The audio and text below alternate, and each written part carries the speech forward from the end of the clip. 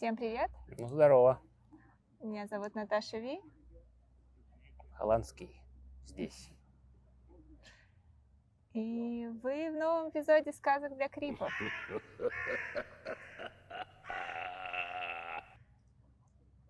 У нас завтра годовщина, Юр. Сколько мы лет вместе? 15. Охренеть, да? Да, обосраться просто. И как тебе со мной живется? По-разному. По-разному. Ну, расскажи. Бывают хорошие дни, бывают плохие. Ну, расскажи. Ах, когда с человеком столько лет вместе, ты уже слабо представляешь как-то себя отдельно, наверное.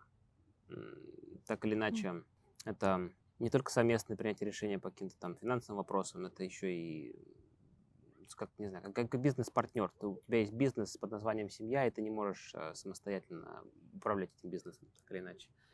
И не хотелось бы все сводить к бизнес-партнерству, потому что это неправда. Но так или иначе, это неотъемлемая часть длительных взаимоотношений, когда ты относишься к человеку как важной части своей жизни, с которым нужно обязательно советоваться, прежде чем сделать некий шаг.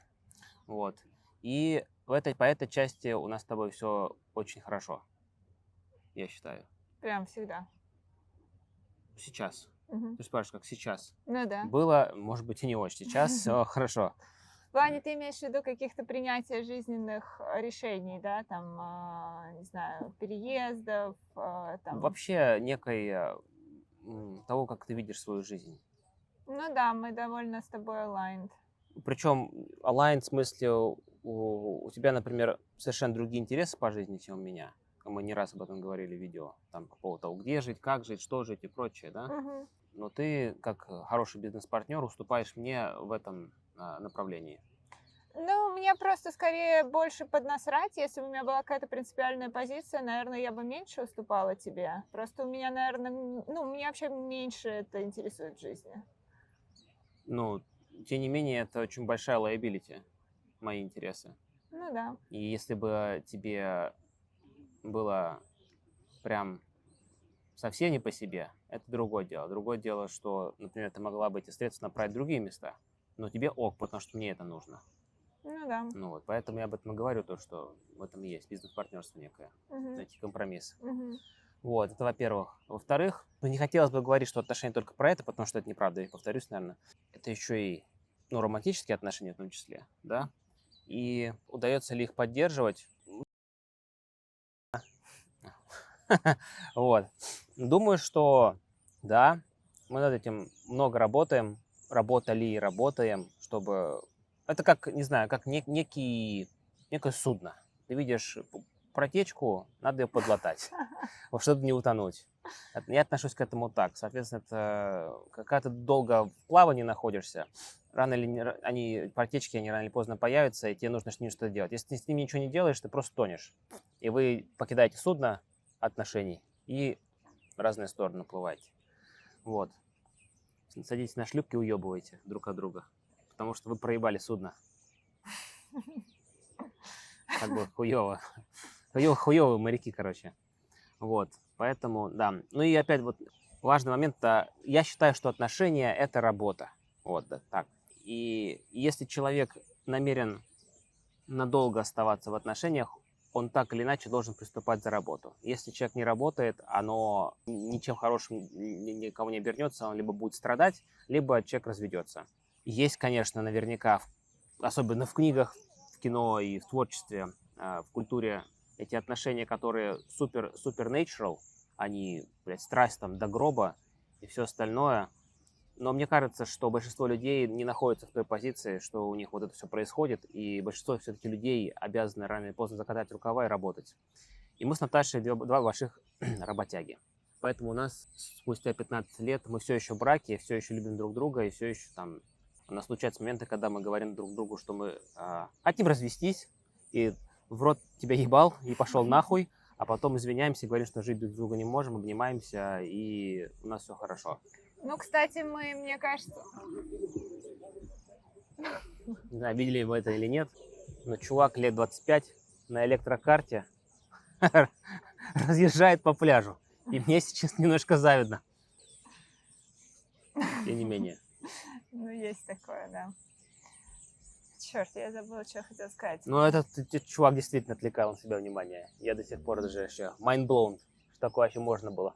Ну, кстати, про развестись мы стараемся друг другу такого не говорить. Стараемся, потому конечно. что... Это довольно неприятно такое слышать. Да, довольно неприятно такое слышать. И мне кажется, даже больше проблема в том, что когда ты такое слышишь довольно часто, ты перестаешь в это верить. То есть, знаешь, это становится какой-то, вот как мальчик кричал волки. Да, то есть, а когда тебе человек угрожает, и ты в это не веришь, это какая-то вообще хрень начинается, потому что это приводит просто, мне кажется, к полной потере уважения друг к другу в таких случаях. Ну да. Там, я не знаю, тот человек, который тут говорит это от отчаяния, там, чтобы протранслировать свое какое-то недовольство в моменте, да, потому что не может это выразить по-другому.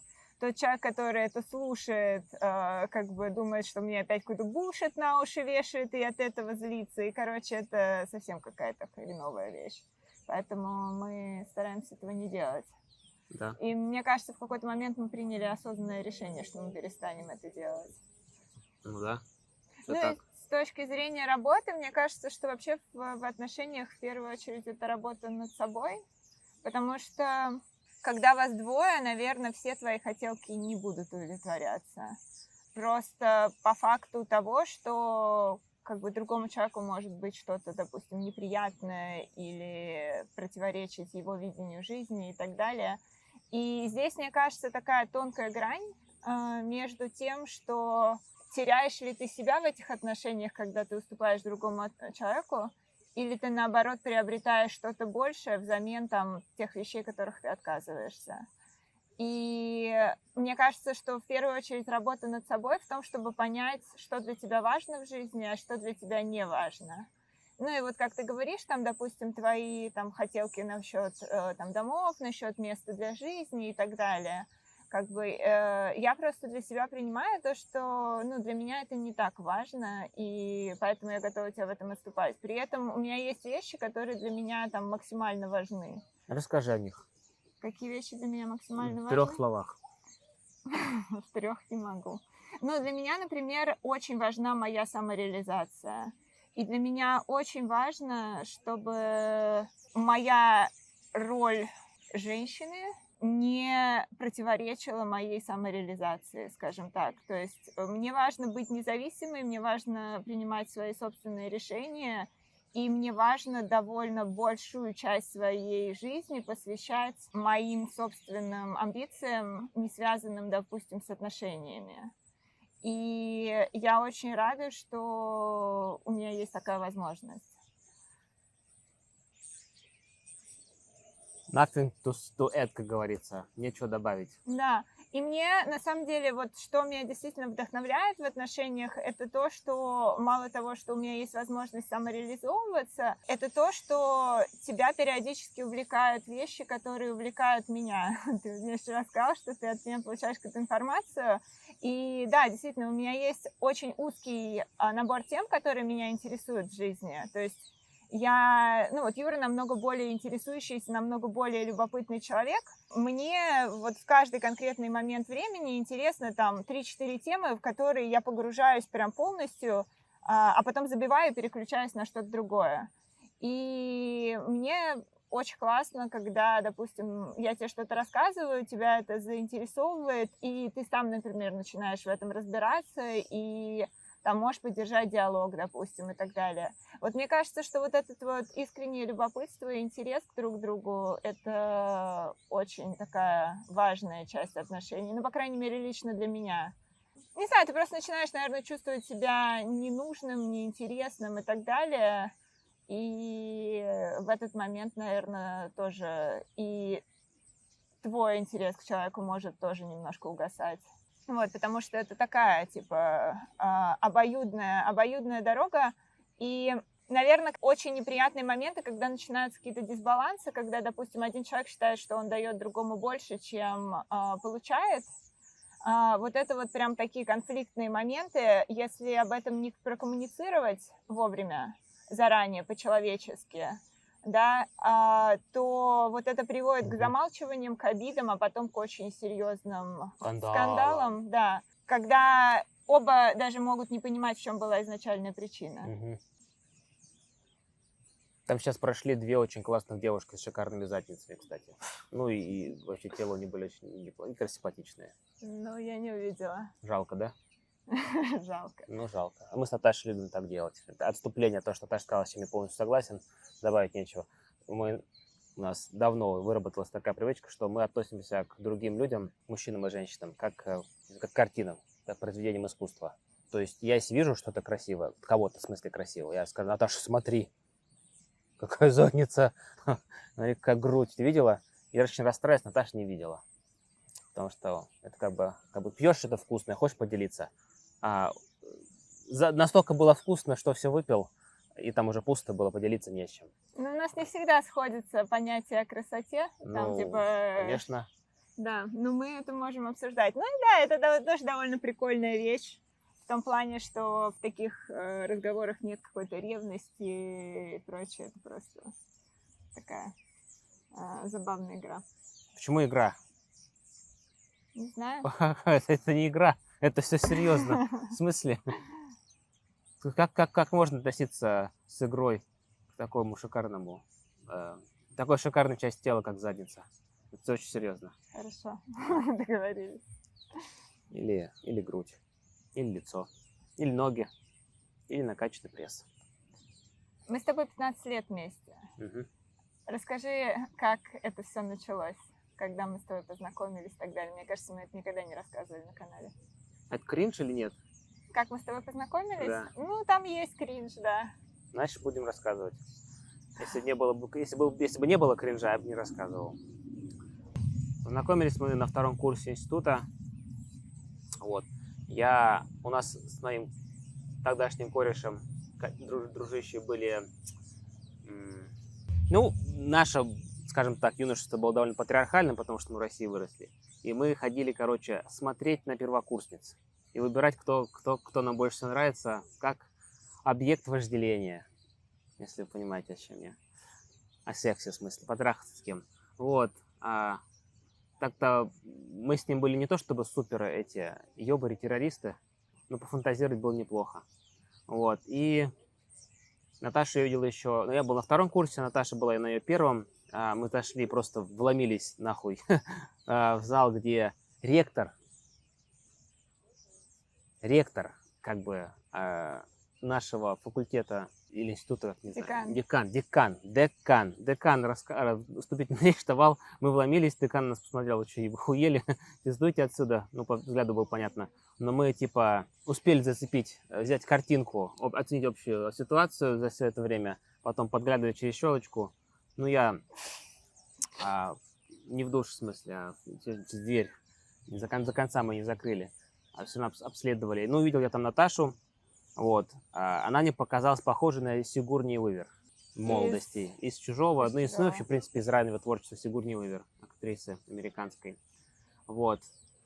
Ну, я тогда раньше любил некие якори визуальные на людей ставить, вешать. Одна из моих первых девушек была похожа на Пенелопу Круз, что было довольно приятно.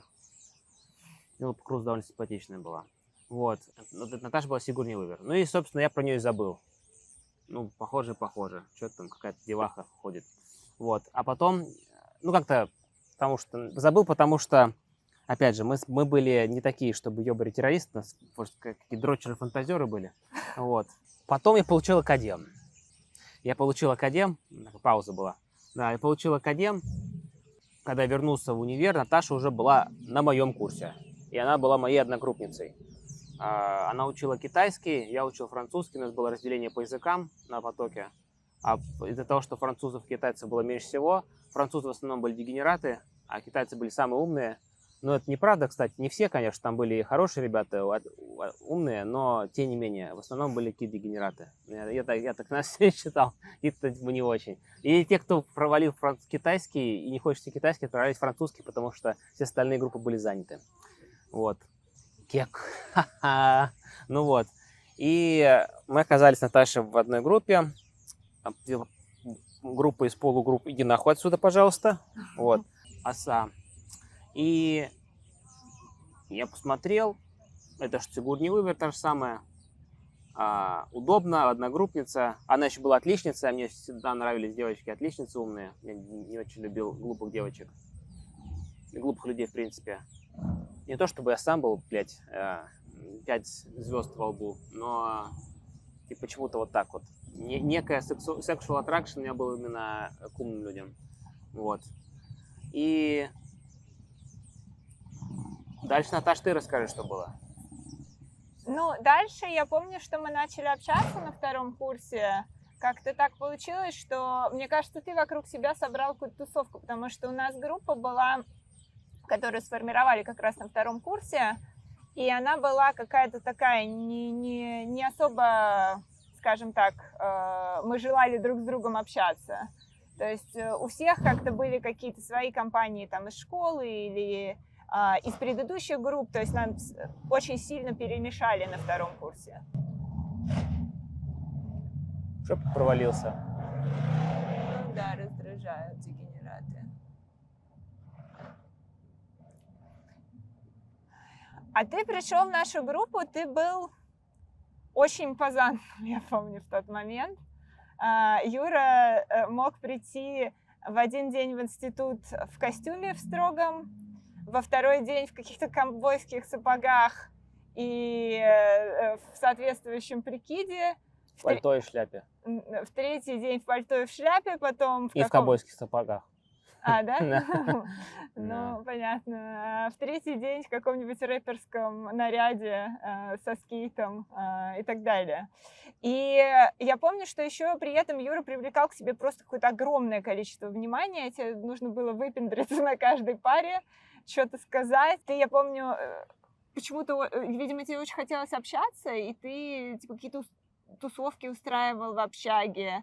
Как-то, ну, действительно, Юра как-то собрал всю нашу группу. То есть мы до этого вообще, мне кажется, практически друг с другом не тусовались, мы общались только на занятиях. А Юра, после того, как Юра там начал всех собирать, мы начали постоянно куда-то ходить, мы начали на ночевки к кому-то ездить и так далее.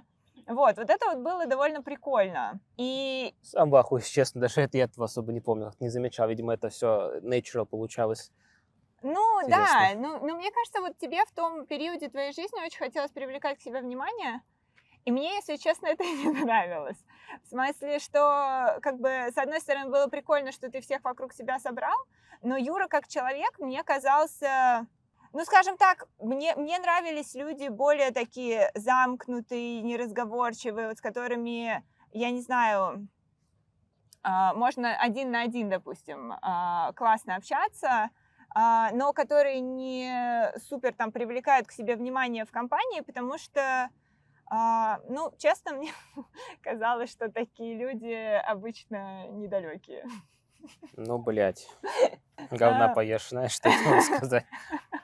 Сама-то недалеко, ясно? Вот, ну, это раз, а два, у меня были очень неприятные отношения в тот момент, мы так или иначе о них рассказывали тоже на канале. Не со мной, в смысле? Да, не с тобой, от которых я пыталась так или иначе избавиться и дистанцироваться, но я не могла. Меня стал Кирилл, мой бывший, и мне в тот момент как бы Стал Кирилл. очень хотелось избавиться от моих старых отношений, и мне, честно, вообще не хотелось отношений в принципе в тот момент. Я еще помню, что я специально старалась выглядеть максимально непривлекательно. Я приходила в универ в спортивном костюме, потому что я еще работала ночами в колл-центре в тот момент. Как в этом примерно сейчас? Ну нет, намного более худшем. У меня были рваные кроссовки, потому что мне было впадло вообще их покупать и так далее. Вот, и мне казалось, что как бы понравиться я в том своем виде вообще никому не могла, и я стремилась к тому, чтобы никому не нравиться. Вот, и я помню, что тоже криповая история, мы как-то поехали покупать подарки нашим одногруппникам, у нас было... Паутина? Здоровенная паутина. Ну да. Охренеть. Ну все, ты ее это...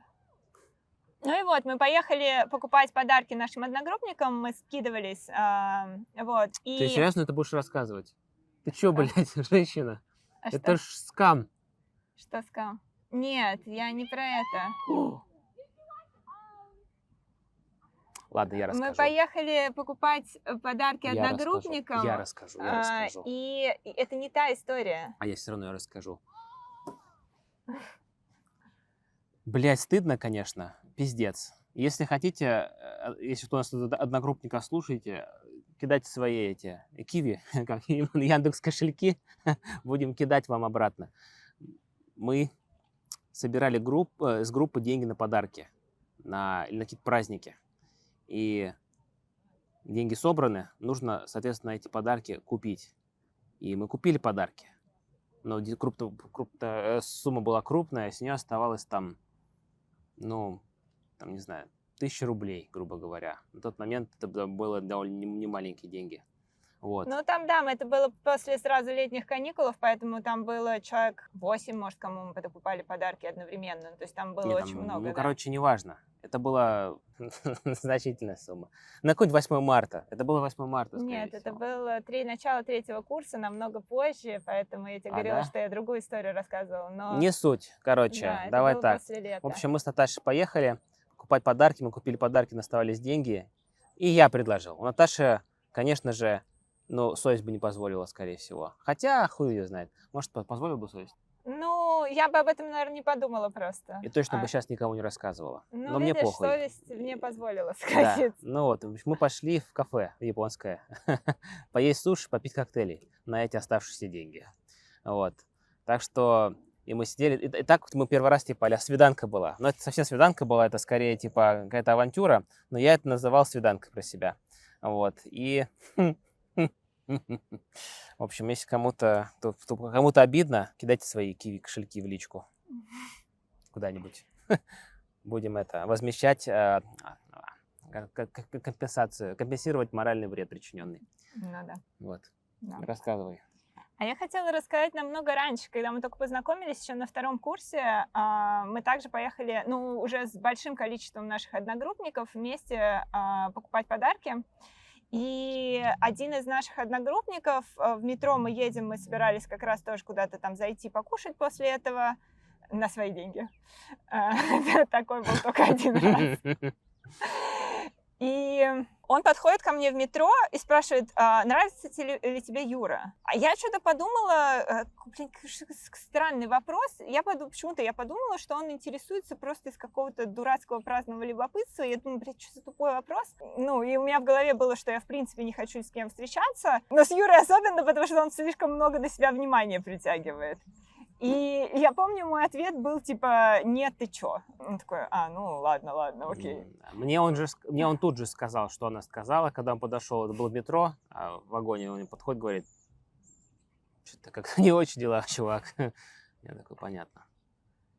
Вот. Так наши отношения могли закончиться, не успев начаться. Так они, собственно, там и закончились. Ну да. Справедливости ради. В смысле, то, что... Нет, Наташа мне сказала, но это неправда. Я, типа, не сдался, это неправда. Я не то, что был супер настойчивый, типа, там, какой-то террорист непонятный. Я решил просто другой approach. Попробовать по-другому. Через пару месяцев, кстати. Да, то есть у него шло какое-то время на то, чтобы сообразить, что делать дальше. Вот. И потом... Через какое-то время, через месяца-два, у меня все-таки получилось привлечь Наташу на внимание. Это была тусовка в парке общественном, мы там пили люто. Пить нельзя было, это противозаконно. Но студентов это вообще никогда не останавливало. Я даже как-то сидел один раз в обезьяннике за распитие напитков на детской площадке. Делался, взятка 500 рублей. Мне самому предложили, а мне нужно административное. Пригласили, либо административку тебя заведем, а мне это не надо было, конечно. Хотя я уже готовился морально. После 3 часов в обезьяннике. Либо сказали 500 рублей и уебывай. Я подумал, что 500 рублей звучит лучше, чем административное дело. Вот. И дал взятку. И уебал. Надеюсь, что срок давности этого дела истек, и меня никто за это пока и взятки не привлечет. Мы бухали в парке. Наташа выпила какое-то невероятное количество алкоголя. И я уже понял, что я уже в говно. И с ней абсолютно нормально было. Это Наташа была местная легенда институтская, что она может пить сколько угодно, вообще ей насрать, что будет. Ей с ней ничего не произойдет. Она луженая глотка была. Наталья луженая глотка. Вот. И, значит, что... Я, пока у меня еще были силы, сказал я, Наташа, давай пойдем в кино в среду, на следующей неделе. Она такая, давай, классно. Я удивился, что она согласилась. Уж пьяная. Ну ладно, согласилась. И они поехали пить еще куда-то дальше, и мне потом сказали, что она после этого, когда я уже еле стоял на ногах, она выпила в одно лицо еще бутылку шампанского. Не, мы с Антоном на двоих ее выпили. Да, Мы хорошо, вдвоем остались на двоих и выпили на бутылку двоих шампанского. раздавили Может, он эту бутылку преувеличил, шампанского. хорошо. 2 раза преувеличил, тем не менее. Я Не, уже он, еле стоял видимо, на думал, ногах. что он не пил ее, но он ее пил. Ну ладно. Ну, так или иначе. Вот. А может быть, он такой, типа, делал вид, что пьет. Наташа думала, что количество уменьшалось. На самом деле, он просто делал вид, что пьет, потому что уже не мог победить легендарную луженую глотку в состязании. Вот. Это было весной 2009 года, насколько я помню. Мы должны были пойти в эту среду, когда-то в апреле, в кино. И тут мне звонит моя бывшая и говорит, я приезжаю на следующей неделе. Тут я понимаю, что мой кореш, с которым мы ходили глазеть на девочек, уезжает на неделю к родителям. У него пустая хата. И передо мной стоял очень сложный выбор. Заводить новые отношения или гарантированно ебаться сколько-то дней. Гарантированно. И тут как бы на самом деле очень простой выбор был. Что ж там тогда? Думаю, я думаю, что большинство мальчиков в моем возрасте и в моем состоянии, скажем так, приняли бы выбор, который принял я. Я пошел с Наташей в кино. Блять, если бы это было правда. Нет, я ебался. Я ебался какую-то часть этой недели, когда приехала моя бывшая. Вот. И после этого я подарил бывшей цветы, когда она приехала на вокзале. Я забыл эти цветы дома, я взял этот букет цветов, потому что много потратился в эту неделю. Вот. И я взял этот букет цветов и отдал Наташе с извинениями за то, что я не могу пойти с ней в кино в среду, потому что я работаю. Занят. Вот. Неправильно. Я ей сказал, что не могу, а потом, когда она уехала, я взял цветы, и после того, как она уехала, извинился, и типа еще раз с цветами, что прости, пожалуйста. Ну за то, что не... Да, вот так это было. Дней, Да. Лежалыми цветами извинился. Причем самое смешное во всей этой ситуации было что Наташа подумала, что... что я работаю. А для нее это очень сексуально было, как я понимаю. Привлекательно, что мужчина, парень, в смысле, который работает, как и она, собственно, работает после университета. Что было неправда, я, не работал нихуя. Но Наташа думала, что я работяга, и ее это сильно привлекло. Ну да, правильно? дай мне сказать. Да, это просто... Я, на самом деле, согласилась действительно случайно на это кино, потому что я была пьяная, это правда. Ах ты ж хуйло. Вот, я согласилась случайно, потому что... Даже не потому, что я не хотела с тобой идти в кино, а потому что в ночь со вторника на среду я работала. То есть я работала ночами 2 дня в неделю в то время. Во вторник вот я сразу после универа ехала на работу в колл-центр, а потом в среду с утра, там в 8 утра я заканчивала работать, ехала в универ, и, соответственно, вот после 1,5 суток, типа, учебы и работы, я должна была идти с Юрой в кино. И как бы мысли мои были... в среду я просто ужасно себя чувствовала. Я иногда умудрялась поспать на работе, а иногда нет. И вот в тот день я, короче, ни хрена не поспала на работе. Я чувствовала себя абсолютно разбитой. Я чувствовала, что я выгляжу ужасно. В каких-то, в своем обычном прикиде спортивных штанов и рваных кроссовок. Подушкой под мышку, потому что я носила с собой подушку на работу. Да, и я просто представляла себе, что как бы это какое-то абсолютно ебаное свидание, но с учетом того, что я пообещала, думаю, ну ладно, хрен с ними, я посплю в кино. Вот, и когда ты мне тогда позвонил и сказал, что ты не сможешь, я на самом деле была очень рада, потому что, я из тех людей, которые обычно не отказываются в последний день, если я пообещала, я все-таки сделаю, даже если мне этого не хочется. А тут как бы у меня был шанс с этого слинять. И плюс ты мне сказал о работе, и это действительно для меня было прям супер важно. То есть, у меня были какие-то там неприятные моменты в моих прошлых отношениях, и типа человек, который ставит работу выше там свидания, для меня это было прям вау. Вот, типа, это очень круто. Типа, что человек настолько сознательный и ответственный там в 20 лет. Оказался абсолютный пиздеж, но в тот день я влюбилась в Юру. Учитесь, надо наебать партнера просто. Качественно наебать партнера. И вот резюмируя вот это вот все, по сути, наше начало отношений — это стечение обстоятельств. Но это неправда. Ладно, подожди, ладно. Какая-то часть из них привлекательность друг к другу — стечение обстоятельств. В общем, после этого, как с Наташей, мы особо-то и не общались. Да, то есть, начались летние каникулы, и мы как-то вообще в них не да, общались. что-то как-то мы там, я так и не сходили в кино, я был во всех мыслях о том классном времени, более-менее, как я провел с этой своей бывшей, думал о ней. Потом случилось лето. Летом я понял, что надо с Наташей что делать. Завоевывать ее сердце, короче. И вернулся в сентябре и начал продумывать план, как ее захватить. И классический русский. Вот. Скрепы проснулись. И 5 октября, 7 октября я ей официально предложил встречаться. Вот. Ушло у меня это 4-5 недель ушло. Вот.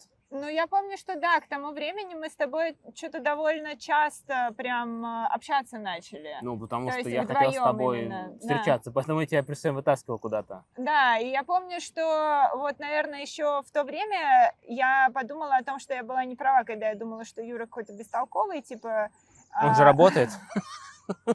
Не только потому, что ты работаешь, а потому что мы начали ближе с тобой общаться, ну вот именно вдвоем, не только на тусовках. И ты мне показался довольно интересным, образованным, начитанным человеком тогда. Вот. Ну и помимо того впечатления про работу, кстати, ты мне сказал, наверное, лет через 5, может быть, или даже больше отношений. Мы уже, мне кажется, пожениться успели к тому времени, когда ты мне рассказала А эту правда-то? историю. Да, конечно. Да. Ну, ложь была уже скрыта. Я так постепенно, Наташа, в течение нескольких лет там, что ты пиздел, а потом скрывал это. Постепенно. Но мне кажется, я полностью открылся, то есть, Наташа, по поводу своих лжей. За 15 лет я эти все ящики Пандоры вскрыл. Жить стало гораздо легче, когда ты нет у тебя бремени, недоговоренности какой-то. Я типа один из тех людей, который типа не может долго ложь скрывать, потому что она мне съедает изнутри, как ржавчина. Да как мы выяснили, ты можешь, 14 лет ложь скрывать. Я понимаю, нет, в том-то и дело, то, Или что сколько там, больше 10 я могу лет. очень долго терпеть, но это физически, психологически тяжело. Просто чем дольше ты терпишь, не рассказываешь, тем у тебя конфликт. Типа ты расскажешь, и случится что-то плохое, или ты не расскажешь, и ты типа с ума сойдешь от этого. Вот. Ну и просто в какой-то момент это невыносимо становится, ты понимаешь, что ты так жить больше не можешь, принимаешь впоследствии, неважно, что будет, должен рассказать. Ну Вот. и ты плюс, скорее всего, себе думаешь, что это будет прям самые катастрофические Ну да. последствия. Чем И ты больше ты в этом варишься, тем Да, хуже ты тебе принимаешь кажутся просто самые последствия. катастрофические последствия и решаешься на шаг. Мгм. Вот. Ну, это тоже как бы для меня лично это важно было, что Наташе я могу рассказать вообще все, что со мной было, ну, быть откровенным. То есть мы с ней не только партнеры, мы с ней близкие друзья. Вот. Мгм. Самые близкие друзья, что друг у друга есть за все это время. Как бы, потому что мы 15 лет вместе. Ну да. 11 лет брака и 15 лет вместе. Сегодня что у нас? 6-е. Вчера было 11 лет брака. А завтра будет 15 лет отношений. И вот, как я предложил встречаться, один раз думал, что я за этот сентябрь, что пошла на нахуй, короче, потому что это невозможно. Мы вроде как уже 4-е или 5-е свидание, и я типа решил ее в щечку поцеловать. Ну или в губы, как Но пойдет, оно не было или в как щечку. свидание, мы просто ходили Ну, типа блядь, я уж общаться. не знаю, что нужно было, чтобы доказать, что это свидание, она проходу просто не видела. Вот, и я старался быть галантным, то есть там приличным человеком, там ни на что не намекать, если человек не готов. Но вообще я хотел просто поцеловать куда-то, обнять и поцеловать. В общем, изначально план был в губы, потом план был в щеку. Закончилось тем, что поцеловал я ее куда-то вот сюда, потому что это было вот так. Давай, сымитируй. Ну да, вот как сюда я поцеловал, потому что она просто типа тут. То есть было 3 отражения. Не сюда, вот сюда куда-то, пожалуйста. Вот, это было максимально кринжово. Я такой думаю, да ёб твою мать, что прочутить мне надо, собака. Я тебе уже и подарочки какие-то специальные сделал, которые типа там символичные. И показываю, что так типа, ну, стандартные, конвенциальные, неконвенциональные подходы испытывал. У нас был консилиум моих корешей, друзей, когда мы обсуждали итоги вчерашнего свидания и думали, что происходит. И мы принимали решения некоторые вместе и приходили к выводу, что от ней что-то не так. Она какая-то конченая, короче. Не, ну со мной, наверное, действительно было что-то не так, потому Конечно, что было. мне, с одной стороны, хотелось с тобой встречаться, и как бы ты мне был интересен, а с другой стороны, я не совсем, то есть меня...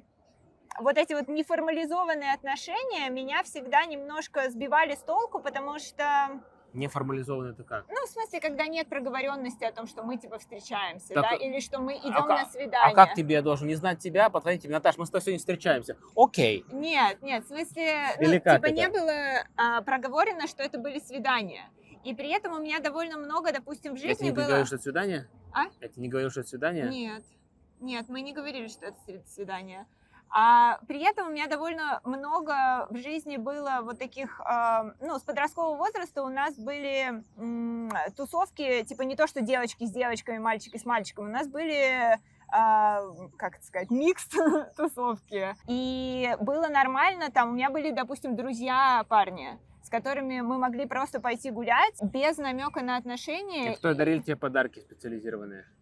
Ну, иногда дарили, кстати, я когда-то дарила. Наташа, Я никого не не хочу Вы тебе, этих Наташа, людей- намекать, но мне есть подозрение, Нет. что эти ребята пытались с тобой тоже что-то... Нет, у них были девушки, могли быть девушки, допустим. То есть у нас была такая компания, вот Юра, допустим, его очень удивляло, когда... И он довольно много ревновал, особенно в начале наших отношений, когда я могла там пойти с кем-то погулять, там, не знаю, в тусовке парней. А для меня это было Там все понятно, что настолько... ты ревновал. Ну, Я и тебя говорю. анонс это, почему Я и ты ревновал. говорю, да. Ну, у Юры, потому что был травматический опыт с его бывшей, которая ему изменяла. Вот. Не одна. Но Вот. у И нас вот как-то в лицее Накуколдили меня сложилось... немножко. Вот. В лицее так сложилось, что действительно там, допустим, мало кто кому ревновал, и действительно там у парня могла быть девушка, при этом он мог там пойти гулять со мной просто по-дружески, пообщаться. И, может быть, да, обсудить, там, не знаю, свои проблемы с этой девушкой. Это нормально, это нормально. А у него может не быть девушки. Наташа, блядь, Короче, расскажи мне о своем детстве, расскажи мне о своих предыдущих романтических отношениях. Он просто интересуется, ему просто интересно. 18-летнему, 19-летнему парню просто интересно. Это было первое. А второе, интересно. как бы, нет, я понимала, что тебе не просто интересно. Он пытается меня обнять и поцеловать в губы. Наверное, ему просто интересно. Он хочет меня поближе узнать, блядь. Сука. Наташа просто не считывала сигналы. И я, видимо, тоже не мог нормально донести, потому что мы были неопытные. Я их считывала, но твои сигналы были inconsistent, то есть они... В какой-то момент я думала, окей, он 100% хочет со мной встречаться, в какие-то моменты я думала, а может быть и нет.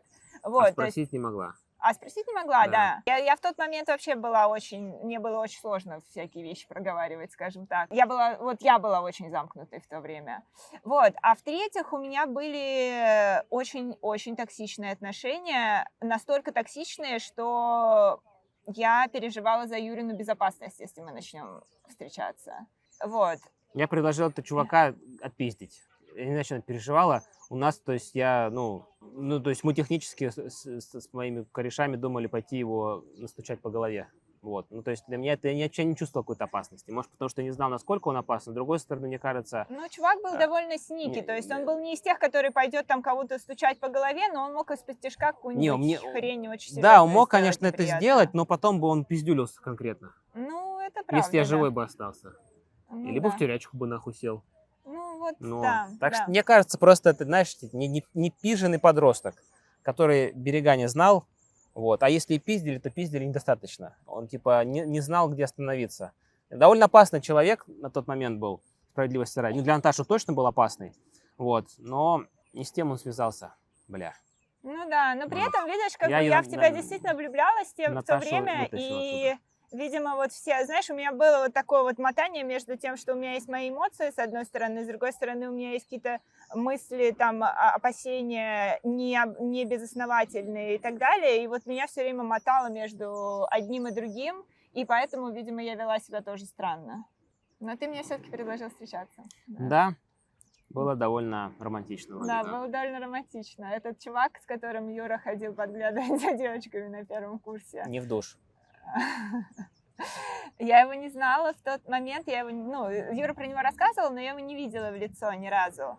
И мы просто шли по улице, и подошел какой-то, для меня рандомный чувак, спросил мое имя, я это или нет. Я говорю, я. И на самом деле немножко меня напугал, потому что это был какой-то кринж, когда незнакомый человек меня спрашивает на улице по моему имени. Мне Спуки. как-то, да, Спуки. спуки. Какое-то ощущение было небезопасности в этот момент.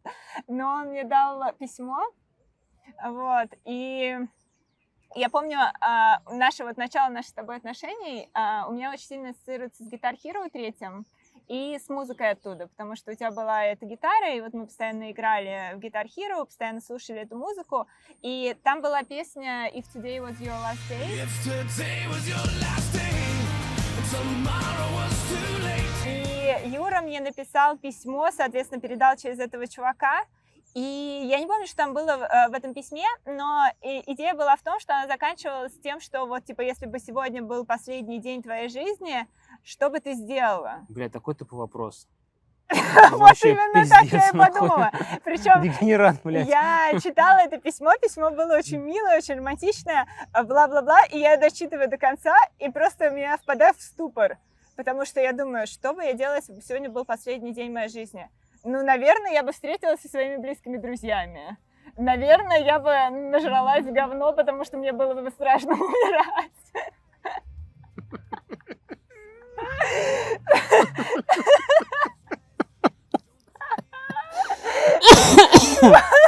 Я понимаю, что человек пытается мне встречаться, предложить.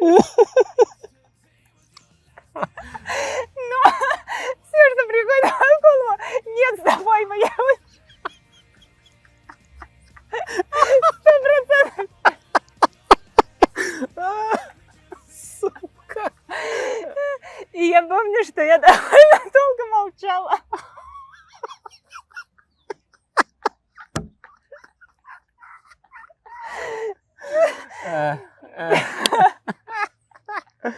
Это было максимально неловко. Вот. Но как бы я ответила по-человечески. Так как Юра хотел, чтобы я ответила. Ну, что-то не очень как Это предложение было было. очень кринжово. Да. Вот. Через пару месяцев я сказала Юре, что ответ на этот вопрос был точно нет. Нет, с тобой бы я не начала встречаться, если бы это был мой последний день жизни. Вот. Но, к счастью, это не был последний день моей жизни. Вот. Ну да, кринжово мы начали встречаться. Да? Ну, слушай, расскажи напоследок, вот как ты думаешь, вот так вот по большому счету, что изменилось? Вот что осталось неизменным с тех пор, как мы с тобой тогда начали встречаться, а что очень сильно изменилось в наших отношениях? Ну, интуитивно хочется сказать, все практически изменилось. Да? Да, это были два человека, которые, спустя время, эти два человека не должны были быть вместе. Ну да. Они слишком разные. Они друг другу врали много. Что Да. ты, что я тебе. Да. У нас было много неоткровенностей, да. Мы влюбились в имиджи какие-то друг друга, Мгм. а когда мы вскрыли карты, скажем так, и поняли, что мы вообще не те люди, которые друг другу поначалу понравились, мы просто хотели понравиться, грубо частично мы говоря. были теми же людьми, просто мы довольно сильно друг другу врали, действительно. Да, потому что мы были детьми, вот, со своими проблемами ПТСР. У меня был ПТСР, у Наташи был ПТСР, и этот ПТСР нас он так или иначе формировал. И формировал наши отношения. Мы просто слишком сильно хотели друг другу понравиться в какой-то Да, момент и да. скрывали какие-то неприятные вещи, которые мы сами о себе считали неприятными. Да. И вот это вот довольно херовая стратегия. Конечно, говно.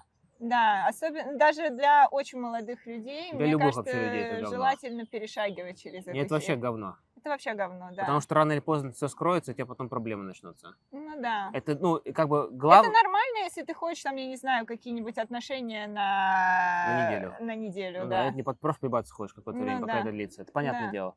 На долгий срок это не работало, и мы очень много страдали в этих отношениях.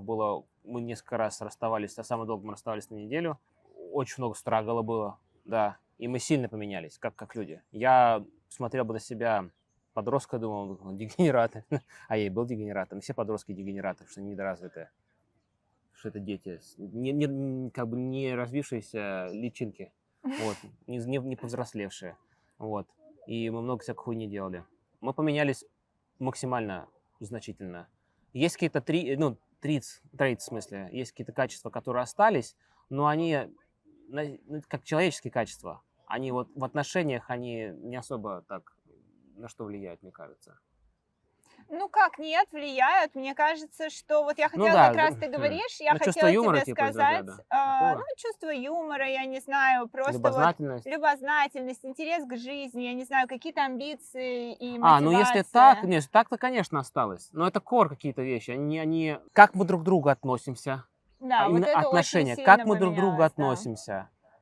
Какие вещи мы ценим друг в друге, которые раньше не ценили? Какие-то вещи, которые у нас были скрыты, а потом они развились. Новые таланты, новые интересы в жизни, новые неочевидные вещи друг о друге. Они раскрылись, ну, потому что мы повзрослели. Поменялось мнение о себе. Я всю жизнь думал, что я максимально ленивый человек, который вообще ничего не хочет делать, типа из разряда. Ну, мне так говорили все время, что я ленивый, ничего не хочу знать, ничего вообще, типа, каким-то макаром я что-то узнаю и как-то развиваюсь с течением обстоятельств.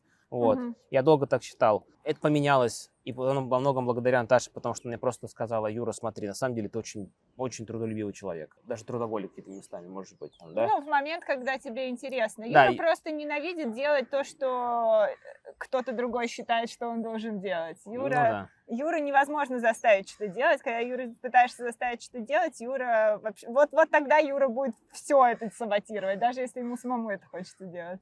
Я с этим тоже поработал, чтобы это стало по-другому. Ну да. Да. Ну, типа, да.